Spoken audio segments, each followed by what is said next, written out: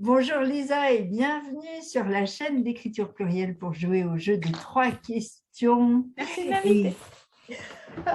Merci d'être là surtout car tu ne seras pas là à Angers malheureusement, mais tu nous accompagnes en live. Oui, parce que mon agent a mal pris le rendez-vous. Donc, ce regard est absolument fascinant. J'ai un cerbère derrière moi. Oui. Et là, il est en posture. Donc, on y va. Je me sens investie. On va très vite. Je retrouve ma bonne page. Mais en gros, c'était tu as tellement d'activités et pourtant, tu publies un roman par an. Comment tu fais? Si quelqu'un le sait, merci de m'envoyer la réponse. En fait, je m'organise. Non, je m'organise bien. Je m'organise depuis, je sais faire ça depuis que je suis petite, depuis que j'écris et je lis, donc je m'organise. Mais j'ai la chance de ne pas rester très longtemps sur mes romans. En gros, en 2 mois, en raison de 2 heures ou 3 heures par soir, sauf les week-ends, parce que je ne travaille pas les week-ends, c'est fait, quoi. Donc, ça me laisse, on va dire, 10 mois pour faire autre chose.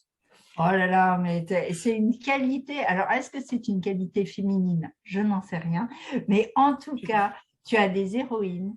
Quand je te vois, je pense à tes héroïnes. C'est impossible de faire autrement. Tu vas aimer les prochaines, hein, parce que tous mes romans sont écrits jusqu'en 2028, donc les prochaines vont te plaire. Hein. En tout cas, tu as des figures de femmes fortes avec un dialogue, une langue qui marche bien. Et alors, la question horrible, c'est laquelle préfères-tu et dans quel livre? De mes héroïnes, laquelle je préfère? Ouais. Je ne sais pas. Je m'aurais posé les garçons, je t'aurais dit oui tout de suite, mais là, les filles, celle que je préfère des filles.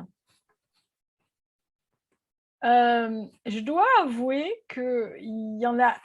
Bon, il y en a une que je déteste, je ne pourrais pas le dire, mais non, c'est pas en plus. Mais j'hésite entre. En fait, j'hésite entre Charlotte de Noble Semaine en famille et Abigail de The Irish Cottage. Ah, moi, je connais la deuxième. Même si j'aime beaucoup Chloé de Retour en URSS ou même Gaëlle de Liverpool Connection, qui sont quand même des filles qui se... Voilà. Mais je sais pas, ouais, c'est peut-être des deux... En fait, c'est des filles normales, que ça soit Charlotte et Abigail, mais que l'histoire que je leur ai donnée, les font sortir de leur case, quoi, ou de leur chemin bien tracé. Donc, ouais, j'aime bien ça aussi, embêter mes personnages.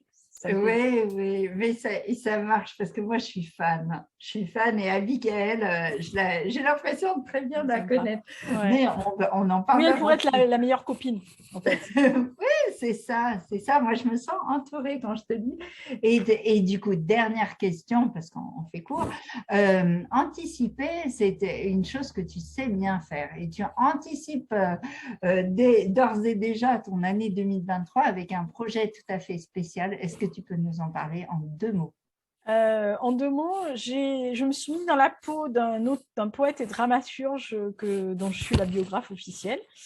Et en fait, j'ai décidé de relancer ce garçon qui fait partie de la génération perdue des auteurs bordelais qui sont morts dans la Grande Guerre, qui a eu un très grand succès à son époque, qui était un protégé de Rostand et de Sarah Bernard, donc excusez du peu, mais qui est tombé dans l'anonymat complet dans les années 30. Son nom s'est disloqué et j'ai décidé de le relancer. Donc, ça sera une double sortie, à la fois mon roman et à la fois son recueil de poèmes. Oh là là, magnifique. Et son nom, mais quel est son nom? C'est Louis Gendreau. Oh, merci. Donc, on invite. Pas touche, il est à moi. Je préviens tout de suite. Ce que j'allais dire. Pas touche, il est à moi. On l'invite, mais avec toi. Et en tout cas, très contente. À très bientôt. Et merci beaucoup. C'est 28 en live, tu nous en reparles. Ouais, on reste en contact. On reste en contact.